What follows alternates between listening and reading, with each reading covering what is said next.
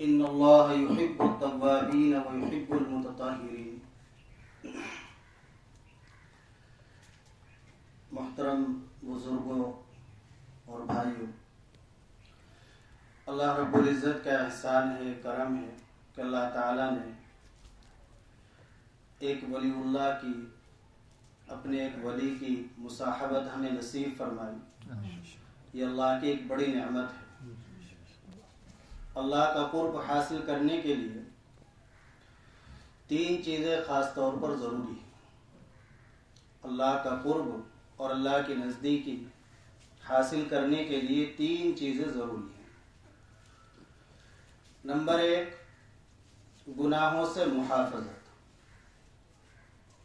گناہوں سے بچنا، اور نمبر دو، ذکر پر مداومت، اور نمبر تین، اہل اللہ کی مصاحبت، اللہ کے ولیوں کے پاس بیٹھنا، ان کی مجلس میں حاضر ہونا۔ یہ تینوں چیزیں ہی بڑی اہم ہیں۔ گناہ اگر انسان کرتا رہے گا تو کتنی بھی طاعتیں، کتنی بھی عبادتیں کرتا رہے، ان عبادتوں سے جو نور پیدا ہوگا وہ نور ختم ہوتا چلا جائے گا، نکلتا جائے گا۔ علماء نے اس کی مثال بیان فرمائی ہے کہ جیسے آدمی پانی کا ٹینک بھرتا ہے اور کوئی ٹنکی کھلی چھوڑ دے تو پانی کا ٹینک کتنا ہی بھرتا رہے، وہ ٹنکی جو کھلی ہوئی ہے اس سے آہستہ آہستہ وہ ٹینک ختم ہو جائے گا، پانی خالی ہو جائے گا، وہ ٹینک خالی ہو جائے گا اور پانی ختم ہو جائے گا۔ تو اسی طرح ہم کتنی بھی عبادتیں کر لیں، ان سے جو نور ہمارے دل کے اندر بھرے گا وہ گناہوں کی وجہ سے آہستہ آہستہ ختم ہوتا چلا جائے گا اور ہم خالی کے خالی رہ جائیں گے۔ لہذا ہمیں گناہوں سے بچنا اور گناہوں سے توبہ کرنا بہت ضروری ہے۔ یہ آیت شریفہ جو پڑھی ہے، اس میں اللہ تعالیٰ نے دو بندوں کے لیے، دو طرح کے لوگوں کے لیے اعلان فرمایا ہے کہ میں ان سے محبت کرتا ہوں۔ ان اللہ یحب التوابین، ایک تو اللہ تعالیٰ توبہ کرنے والوں سے محبت کرتے ہیں اور محبت کرتے رہیں گے۔ اللہ تعالیٰ توبہ کرنے والوں سے محبت کرتے ہیں۔ جو اپنے گناہوں سے پکی سچی توبہ کر لیتا ہے تو اللہ تعالیٰ اسے اپنا محبوب بنا لیتے ہیں، اپنا مقبول بندہ بنا لیتے ہیں۔ سچی توبہ ہونی چاہیے۔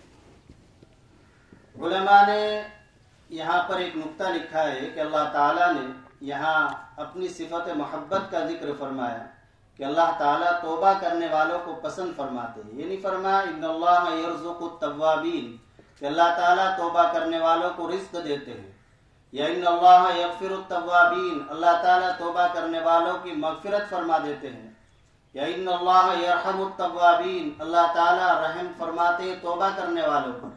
بلکہ یہ فرمایا کہ اللہ تعالیٰ توبہ کرنے والوں سے محبت کرتے ہیں، چونکہ محبت ایک ایسی چیز ہے کہ یہ سب کو شامل ہے، یہ سب کو شامل ہے۔ جب آدمی کسی سے محبت کرتا ہے تو تمام محبوب اور پیاری چیزیں اس کو دے دیتا ہے۔ جب اللہ کا آدمی محبوب بندہ بن جائے گا تو ظاہر سی بات ہے کہ اللہ تعالیٰ مغفرت بھی فرما دیں گے اور اللہ تعالیٰ رحم بھی فرمائیں گے اور اللہ تعالیٰ پریشانیوں کو بھی دور فرمائیں گے اور اللہ تعالیٰ رزق سے بھی نوازیں گے۔ تو ہماری توبہ پکی سچی ہونی چاہیے اللہ کے محبوب اور مقبول بندہ بننے کے لیے۔ اب سچی توبہ کسے کہتے ہیں؟ سچی کیسے ہم پہچانے کہ ہماری یہ توبہ سچی ہے یا نہیں، حقیقی توبہ ہے یا نہیں؟ اللہ تعالیٰ علماء کو اور شرائع حدیث کو جزائے خیر عطا فرمائے، انہوں نے ہمیں صاف طور سے سمجھایا اور اس کی علامتیں، نشانیاں، اس کے اجزاء بیان کیے کہ آپ اپنی توبہ کو اس معیار اور کسوٹی پر پرکھ لو۔ اگر اس معیار اور کسوٹی پر آپ کی توبہ اتر رہی ہے تو سمجھو کہ آپ کی توبہ پکی ہے، سچی ہے اور آپ اللہ کے محبوب بن جاؤ گے۔ علماء نے 4 چیزیں بیان فرمائی ہے کہ جس توبہ کے اندر 4 چیزیں پائی جائے وہ توبہ حقیقی اور سچی ہوگی، جن میں سے 3 کا تعلق حقوق اللہ سے ہے، اللہ کے حق سے ہے، اور 1 کا تعلق بندوں سے ہے۔ وہ 4 چیزیں کیا ہیں؟ پہلی چیز ہے ان یقطع عن المعصیت۔ امام نووی رحمۃ اللہ علیہ نے فرمایا کہ پہلی چیز توبہ کے لیے ضروری ہے کہ آدمی گناہ سے علیحدہ ہو کر، گناہوں کو ایک طرف ڈال کر توبہ کرے۔ یہ نہیں کہ گناہ کا کام بھی کر رہا ہے اور توبہ توبہ بھی کہہ رہا ہے. ایسی توبہ تو خود اس شخص سے توبہ کرتی ہے اور اس پر لا حول پڑتی ہے. بہت سے لوگ ہوتے ہیں گناہ کے کام کر رہے ہیں, موبائل میں گندی چیزیں دیکھ رہے ہیں اور توبہ توبہ کر رہے ہیں اور دیکھتے بھی جا رہے ہیں. نہیں, پہلی شرط ہے ان یقطع عن المعصیۃ, کہ گناہ کے کام سے علیحدہ ہو کر توبہ کرے, اس گناہ سے علیحدہ ہو کر. اور دوسری چیز ہے ان یندم علیہا, کہ اس گناہ پر ندامت اور شرمندگی ہو. جو اللہ کی نافرمانی کی ہے اس پر ندامت اور شرمندگی ہونی چاہیے. ندامت اور شرمندگی کسے کہتے ہیں؟ ویسے تو آدمی زبان سے کہہ دیتا ہے میں نادم ہوں, شرمندہ ہوں, لیکن ندامت کی جو علماء نے تعریف لکھی ہے وہ یہ ہے الندامت ہی تعلم القلب. ندامت نام ہے دل کے غمگین ہونے کا, دل کے دکھنے کا. جس طرح ہمارا بیٹا بیمار ہو گیا, بیٹا فیل ہو گیا, ناکام ہو گیا, اور کوئی ہمیں جانی مالی حادثہ پیش آ گیا, تو جس طریقے سے اس حادثے اور مصیبت اور پریشانی کے وقت ہمارا دل دکھتا ہے, تو ایسے ہی اللہ کی نافرمانی کے وقت بھی ہمارا دل دکھنا چاہیے. یہ ہے ندامت, یہ ہے اصلی ندامت کہ میں نے یہ نالائکی کیوں کی ہے, اللہ کی نافرمانی میں نے کیوں کر دی, جس اللہ کے میرے اوپر لاکھوں اور کروڑوں احسان ہیں. دنیا کے اندر آدمی کسی کو کسی موقع پر کچھ پیسے ادھاری دے دے تو آدمی زندگی بھر اس کا احسان مانتا ہے, جبکہ وہ ادھار دیے ہیں. ہمیں 50,000 کی ضرورت تھی, 50,000 کسی آدمی نے ادھار دے دیے, تو ہم ووٹ بھی اپنا اسے ہی دیں گے اور اس کی ہر بات ماننے کے لیے تیار رہیں گے, زندگی بھر اس کی نافرمانی نہیں کریں گے, اپنے چھوٹوں میں بڑوں میں اس کا تذکرہ کرتے پھریں گے. تو جس اللہ نے ہمارے اوپر لاکھوں احسان فرمایا, جس اللہ نے ہمیں پیدا فرمایا, جس اللہ نے ہمیں بڑا کیا, ہماری پرورش فرمائی, کھانے کے لیے اللہ نے روزی کا انتظام فرمایا, رہنے کے لیے اللہ نے مکان کا انتظام فرمایا, اور نہ جانے کیسی کیسی نعمتیں اللہ نے ہمیں عنایت فرمائی جن کو ہم شمار بھی نہیں کر سکتے. وَإِن تَعُدُّوا نِعْمَتَ اللَّهِ لَا تُحْصُوهَا, اللہ کی نعمتوں کو شمار کرنا چاہو تو شمار نہیں کر سکتے. ایسی ایسی نعمتیں اللہ نے.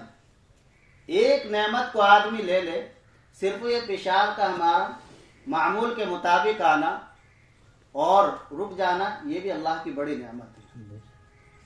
یہ پوری سلطنتیں, پوری بادشاہتی اس کا مقابلہ نہیں کر سکتی. علماء نے کتابوں میں ایک واقعہ لکھا ہے کہ ایک شخص تھا, بادشاہ تھا, اسے پیشاب کا بند لگ گیا. اس زمانے کے اعتبار سے اس نے اپنے علاج کیا, لیکن علاج مفید ثابت نہیں ہوا.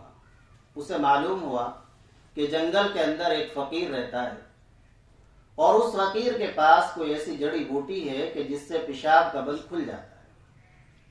اب بادشاہ نے اپنے وزیروں کو آرڈر دیا کہ ان کو بلایا جائے. چنانچہ وہ اللہ والے فقیر تشریف لے آئے. درویش, اس بادشاہ نے اپنی پریشانی رکھی. اس فقیر نے کہا ہاں میرے پاس علاج ہے, ایسی جڑی بوٹی ہے میرے پاس کہ جس سے آپ کا پیشاب کا بند فوراً کھل جائے گا, لیکن اس کی قیمت بہت زیادہ ہے. بادشاہ نے کہا ایسی کیا قیمت ہے؟ کہ اس کی قیمت تمہاری آدھی بادشاہت ہے. یہ آدھی بادشاہت میرے نام لکھو, پھر میں آپ کو وہ جڑی بوٹی دوں گا جس سے تمہارا پیشاب کا بند فوراً کھل جائے گا. چنانچہ اس بادشاہ نے مجبور تھا, پریشان تھا, اپنی پوری آدھی بادشاہت اس کے نام الاٹ کر دی. اب پیشاب کا بند تو کھلا, لیکن اب پیشاب کے قطرات جاری ہیں, پیشاب رکنے کا نام نہیں لے رہا ہے. پیشاب کا بند کھل گیا اور لیکن اب رکتا نہیں ہے. تو اب پھر بادشاہ پریشان, پھر اس درویش کے سامنے اپنا مسئلہ رکھا کہ پیشاب کا بند تو کھل گیا لیکن پیشاب کے قطرات جاری ہیں, پیشاب رک رہا نہیں. اس کی بھی دوا ہے آپ کے پاس؟ کہ ہاں اس کی بھی دوا ہے, لیکن وہ بھی مہنگی ہے. کہ کتنی مہنگی؟ کہ باقی جو آدھی بادشاہت, آدھی سلطنت ہے تیری, یہ بھی میرے نام کرنی پڑے گی تب وہ خوراک دوں گا. چنانچہ پریشان تھا, اس نے اپنی باقی سلطنت آدھی بھی اسی کے نام دی. وہ جڑی بوٹی دی, ٹھیک ہو گیا. اب بادشاہ کہنے, جو فقیر تھا وہ بادشاہ بن گیا, جو بادشاہ تھا وہ فقیر بن گیا. منٹوں سیکنڈوں میں. اب بادشاہ پریشان ہوا اور اس درویش کے اللہ والوں کے پیروں میں پڑ گیا اور کہنے لگا اب میں کیا کروں. انہوں نے کہا جیسے میں جنگلوں میں رہتا تھا اب تو جنگل میں رہ، گھاس کاٹ کر لا. اب بادشاہ غمگین ہوا، بیٹھا رہا. ان اللہ والوں نے فرمایا درویش نے کہ تیری بادشاہت تجھے ہی مبارک ہو، مجھے تیری سلطنت اور بادشاہت نہیں لینی تھی، مجھے تیری سلطنت اور تیری بادشاہت کی قیمت بتلانی تھی، اس کی وقت سمجھانی تھی تجھے کہ جس بادشاہت اور سلطنت پر تو فخر و غرور کرتا پھرتا ہے اس کی وقت اور حیثیت بس اتنی ہے کہ معمول کے مطابق پیشاب ہے. اللہ کی اس ایک نعمت کا ہم احسان نہیں کریں. ہر چیز اللہ کی نعمت. تو آدمی نادم ہو، شرمندہ ہو، جیسے ہی ذرا سے اللہ کی نافرمانی ہو جائے، جماعت چھوٹ گئی، بد نظری ہو گئی، کوئی اور گناہ کا کام ہو گیا، تو ہمارا دل ایسے ہی دکھنا چاہیے جیسے ہمارا لاکھوں کا نقصان ہونے پر دل دکھتا ہے، اس سے بھی زیادہ دکھنا چاہیے. تو اسے کہتے ہیں ندامت اور شرمندگی. تو دو چیزیں ہو گئی توبہ کے لیے، سچی توبہ کے لیے. پہلی چیز تو یہ ہے کہ آدمی گناہ سے الگ ہو کر توبہ کرے. دوسری چیز یہ ہے کہ ندامت اور شرمندگی ہو کہ گناہ ہونے پر آدمی کا دل بے چین ہو جائے، دل دکھے. اور تیسری چیز یہ ہے ان یعزم عزما جازما لا يعود الى مثلها. توبہ کرتے وقت پختہ ارادہ ہو جس گناہ سے توبہ کر رہا ہوں اب آئندہ کبھی یہ گناہ نہیں کروں گا. اس وقت پختہ ارادہ ہو اس بات کا کہ زندگی میں کبھی پھر یہ قدم نہیں اٹھاؤں گا.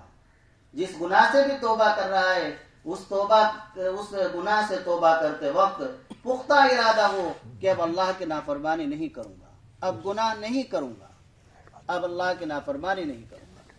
یہ ہے تیسری شرط. شیطان ہمارے دلوں کے اندر وساوس پیدا کرتا ہے، خیالات ڈالے گا کہ توبہ کرنے سے کیا فائدہ، آج توبہ کی کل پھر یہ گناہ ہو جائے گا، پرسوں پھر گناہ ہو جائے گا. تو اس فرق کو بھی سمجھ لینا چاہیے. یہ شیطان کا ایک جال ہوتا ہے. دو چیزیں ہوتی ہیں، ایک ہے خوف شکست، توبہ کے ٹوٹنے کا ڈر. خوف شکست توبہ کے ٹوٹنے کا ڈر. اور ایک ہے عزم شکست، توڑنے کا پختہ ارادہ کرنا. ان دونوں میں فرق ہے. توڑنے کا پختہ ارادہ کرنا تو یہ کہ آج توبہ کر لیتا ہوں، جب ارادہ کل پھر گناہ کروں گا، پھر توبہ کر لوں گا، پرسوں پھر بس مجھے تو گناہوں میں رہنا ہے، گناہ کرنا ہے. اور ایک یہ ہے کہ جس وقت توبہ کر رہا ہے اس وقت دل میں ڈر اور خوف ہے کہ کل یہ میری توبہ ٹوٹ نہ جائے. تو یہ ڈر اور خوف یہ کوئی بری چیز نہیں، بلکہ علماء نے لکھا ہے یہ تو اچھی چیز ہے کہ آدمی اللہ کے سامنے اپنی عاجزی کا اعتراف کر رہا ہے اور ڈر رہا ہے کہ جس گناہ سے میں توبہ کر رہا ہوں یہ میری توبہ ٹوٹ نہ جائے. تو لہذا جس وقت ہم توبہ کریں اس وقت ہمارا ارادہ پختہ اس بات کا ہو کہ ہم آئندہ یہ گناہ نہیں کریں گے. اور چوتھی چیز جس کا تعلق بندوں سے ہے وہ یہ ہے کہ اگر معصیت کا تعلق ایسا ہے، کوئی گناہ ایسا کر رکھا ہے ہم نے جس کا تعلق کسی انسان سے، آدمی سے ہے، تو اس کے لیے دو باتوں میں سے کوئی ایک بات ضروری ہے. یا تو یہ کہ جو ہم نے مثلا کسی کی چوری کی ہے، کسی کا مال غصب کیا ہے، کسی کا حق دبایا ہے، تو یا تو ہم وہ مال واپس کر دیں اور یا پھر کم از کم اس سے معافی مانگ لیں. حقوق العباد جو ہے، کسی کی غیبت کر رکھی ہے تو اس سے معافی مانگنا ضروری ہے. غیبت، کسی کو برا کہنا، گالی گلوچ، یہ صرف توبہ سے ایسے معاف نہیں ہوگا. اس کے لیے چوتھی بھی شرط ہے کہ آدمی اس سے معافی مانگے جس کا حق اس سے وابستہ ہے، جس کی غیبت کی ہے، جس کو برا کہا ہے. تو یہ چار چیزیں ہیں پکی سچی توبہ کے لیے. جب آدمی ان چاروں شرائط کے ساتھ توبہ کرتا ہے تو وہ اللہ تعالیٰ کا محبوب بندہ بن جاتا ہے. اللہ تعالیٰ اس سے محبت فرمانے لگتے ہیں، اللہ اس سے پھر محبت فرماتے ہیں. اور دوسرا جو آیت شریفہ کا ہے وہ یحب المتطہرین، کہ اللہ تعالیٰ پاک صاف رہنے والوں کو پسند فرماتے ہیں. اللہ پاک صاف رہنے والوں کو پسند فرماتے ہیں. پاک صاف رہنا ظاہری نجاست سے بھی ہو، باطنی نجاست سے بھی ہو. ظاہری گندگی سے بھی پاک صاف رہے آدمی اور باطنی گندگی یعنی گناہوں سے بھی پاک صاف رکھے. علماء نے لکھا ہے کہ یہاں آیت شریفہ میں یحب الطاہرین نہیں فرمایا، یحب المتطہرین فرمایا ہے۔ تطہر باب تفاعل کا مصدر ہے، علماء جانتے ہیں اس میں تکلف کا مادہ پایا جاتا ہے، یعنی جب آدمی گناہ سے بچے گا تو ظاہر ہے اسے کچھ نہ کچھ تکلیف ہوگی، تو اس تکلیف کو برداشت کرنا اور تکلیف کو برداشت کر کے گناہوں سے بچ جانا، یہ ہے متطہر۔ ایسے لوگوں کو اللہ تعالیٰ پسند فرماتے ہیں۔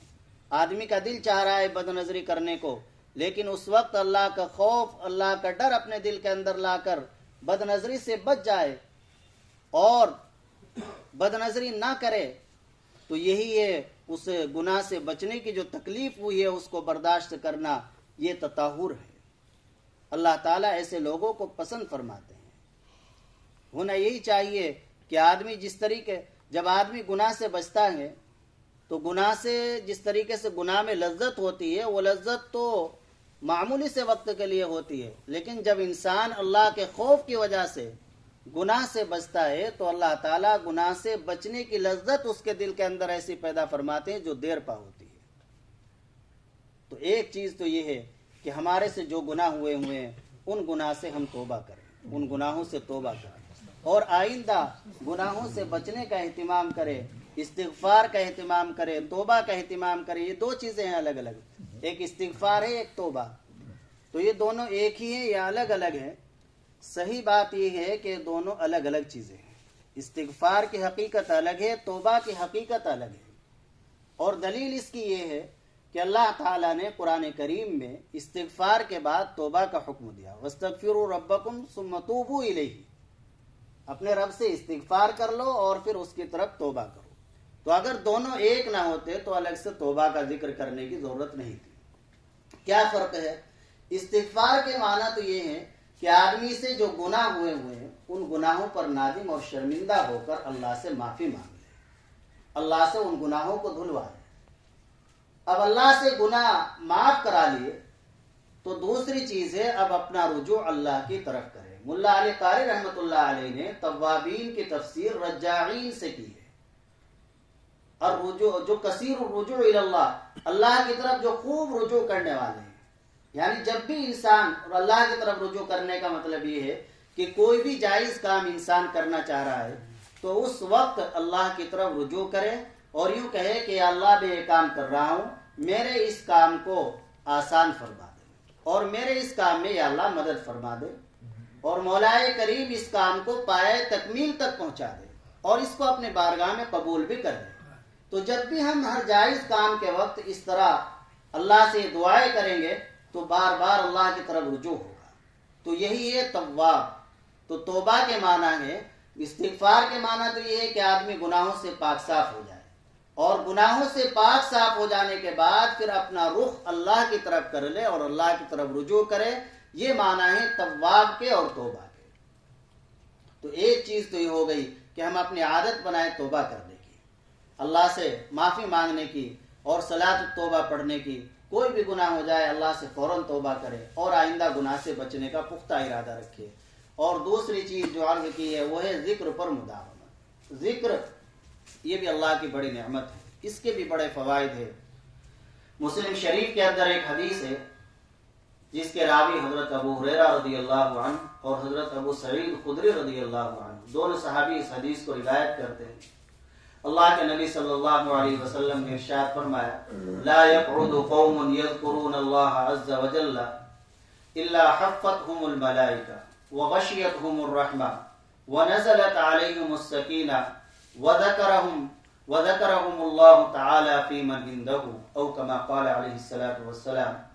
نبی پاک صلی اللہ علیہ وسلم نے ارشاد فرمایا کہ جب لوگ اللہ کے ذکر کے لیے بیٹھتے ہیں، جب کوئی قوم، کوئی بندہ اللہ کے ذکر کے لیے بیٹھتا ہے تو فرشتے اپنا ذکر چھوڑ کر ان لوگوں کو جو اللہ کا ذکر کر رہے ہیں ان کو گھیر لیتے ہیں، ان کا احاطہ کر لیتے ہیں۔ وہ اپنا ذکر چھوڑ کر ان کا ذکر سننے کے لیے آتے ہیں، ان کے احترام میں، ان کے اکرام میں، ان کی تعظیم میں۔ فرشتے اپنا ذکر چھوڑ کر، کتنا بڑا اعزاز، کتنی بڑی فضیلت۔ اللہ کا ذکر جب زمین پر ہوتا ہے تو اللہ کو زمین کا حصہ بھی بہت پسند۔ حضرت नाजिम साहब हजरत मौलाना असदुल्लाह साहब रहमतुल्लाह अलैह का मशहूर और मारूफ शेर है, रश्क करता है फलक भी ऐसी जमी पे असद जिस पे 2-4 घड़ी जिक्र खुदा होता हो। रश्क करता है फलक भी ऐसी जमी पे असद जिस पे 2-4 घड़ी अल्लाह का जिक्र होता है। तो जिक्र पर मुदावमत हो। फरिश्ते उन्हें देखने के लिए आते हैं, उनका जिक्र सुनने के लिए आते हैं। और वग़शियतहुमुर रहमा, अल्लाह की रहमत उनको ढांप लेती है। अल्लाह की रहमत खुसूसी तौर पर जाकिरीन की तरफ मुतवज्जे होती है। अल्लाह की रहमत एक बड़ी नेमत है। और तीसरी फजीलत बयान फरमाई वअनज़ला अलैहिमुस सकीना, कि अल्लाह ताला जाकिरीन पर सकीनत नाजिल फरमाते हैं। ये सकीनत क्या चीज है जो अल्लाह ताला जिक्र करने वालों पर नाजिल फरमाते हैं? साहिब रूहुल मानी अल्लामा आलूसी रहमतुल्लाह अलैह ने लिखा है, हुआ नूरुन यस्तक़िर्रु फिल क़ल्ब, कि सकीनत एक नूर है जो दिल के अंदर बैठता है और दिल में पैदा होता है। फिर क्या होता है उस नूर से? यतवज्जहु बिहिल क़ल्बु इलल्लाहि तआला, यस्बुतु बिहि तवज्जुहु इलल्लाहि तआला। उस नूर की वजह से इंसान की तवज्जो और इंसान का रुख अल्लाह की तरफ हो जाता है। और आगे इरशाद फरमाया, अल्लामा आलूसी रहमतुल्लाह अलैह ने तीसरा जो सकीना की तारीफ का जिक्र फरमाया, वह तखल्लसु अनित्तैश, कि आदमी जिक्र करने वाला जिक्र की बरकत से जब अल्लाह उसके कल्ब में सकीनत को नाजिल फरमा देते हैं तो बेचैनी से बच जाता है, बेचैनी उसकी खत्म हो जाती है। बाद उलमा ने ही तारीफ की कि एक ऐसी चीज है जिसे अल्लाह, सकीनत क्या है? वह शैउन यूरिसुहुल्लाहु तआला फी क़ल्बि ज़ाकिरीन, एक ऐसी चीज है जिसे अल्लाह ताला जिक्र करने वाले के दिल में पैदा फरमाते हैं और वो उसके दिल को मुसफ़ा और मुजल्ला, साफ सुथरा चमकीला बना देती है, उसके दिल से सियाही को दूर कर देती है। एक ऐसी चीज है सकीना। तो आदमी बेचैनी से बच जाता है, जाकिर वो बेचैन नहीं होता है। तो अला बिज़िक्रिल्लाहि तत्मइन्नुल क़ुलूब, अल्लाह भी फरमा रहे हैं कि तुम्हें सुकून और सामान्य सुकून से नहीं मिलेगा, बड़े बड़े मकानात और बड़ी बड़ी ऐसिया और सामान्य राहत हासिल करने से राहत हासिल नहीं होगी, बल्कि दिलों को इत्मीनान और सुकून जो मिलेगा वो अल्लाह के जिक्र से मिलेगा। तो अल्लाह के जिक्र पर मुदावमत हो, ये अल्लाह के जिक्र की फजीलत है। और चौथी और आखिरी फजीलत नबी पाक सल्लल्लाहु अलैहि वसल्लम ने जिक्र की ये बयान फरमाई, वज़करहुमुल्लाहु तआला फी मन इंदहु, कि अल्लाह ताला जिक्र करने वालों का तज़किरा फरमाते हैं उनके सामने जो अल्लाह के पास है।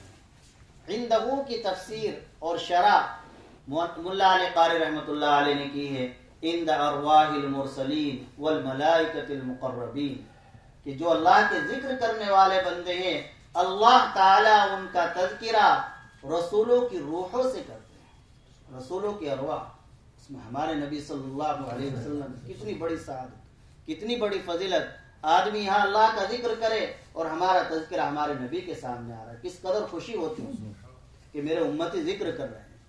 और वल मलाइकतिल मुक़र्रबीन, और अल्लाह के जो मुक़र्रब फरिश्ते हैं अल्लाह ताला उनके सामने जाकिरीन का तज़किरा फरमाते हैं।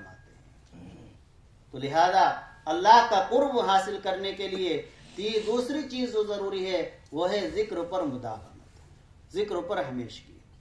और तीसरी और आखिरी चीज वो है अहलुल्लाह की मुसाहबा, अल्लाह वालों की मजलिस में बैठना, अल्लाह वालों की जियारत करना, उनकी बात सुनना, उसके मुताबिक अपनी जिंदगी बनाना, ये भी अल्लाह का कुर्ब हासिल करने के लिए निहायत ज़रूरी चीज़ है। हमें अल्लाह का शुक्र अदा करना चाहिए कि हमारे पास ये अल्लाह की एक बड़ी नेमत है। हजरत का वजूद ही हमारे लिए यकीनन एक बड़ी नेमत है। बहुत हजारों मील के फासले पर कहाँ मालूम नहीं कहीं मिलेगी ये नेमत या नहीं, कहाँ कौन अपना वक्त देता है। वक्त देने के लिए कोई नहीं, आपसे मुसाफा कर लेगा बस, खैर खैरियत इतनी।